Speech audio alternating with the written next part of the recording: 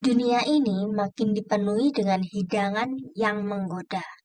Pernahkah kamu bertanya-tanya, mengapa kita sulit sekali menahan godaan makanan tinggi kalori? Hmm, oke. Mari kita menjelajahi cerita menarik di balik keinginan kita dan memahami alasan evolusi yang membentuk preferensi kita. Zaman dahulu sekali, nenek moyang kita hidup di dunia di mana makanan sangat langka.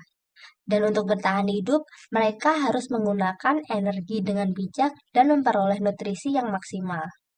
Nah, keinginan primitif kita yang asalnya dari nenek moyang ini untuk berlebihan dalam makanan itu selektif. Kita menginginkan makanan yang kaya kalori, bukan sembarang makanan. Preferensi ini tertanam dalam diri kita. Lidah kita berkembang dengan kesukaan makanan yang manis, berkarbohidrat, dan berlemak. Karena makanan tersebut memiliki konsentrasi kalori tertinggi dan itu juga memastikan kelangsungan hidup kita dalam masa kelangkaan. Bayangkan zaman ketika manusia harus bekerja keras untuk mendapatkan makanan.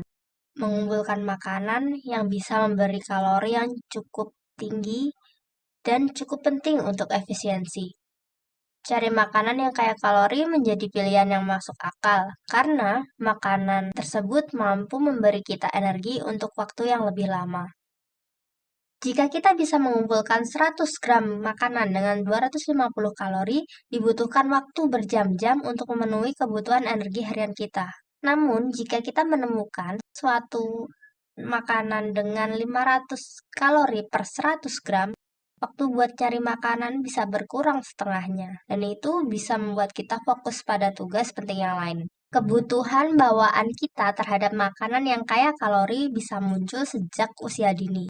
Studi menunjukkan bahwa bahkan anak usia 4 dan 5 tahun lebih memilih makanan dengan kepadatan kalori yang tinggi.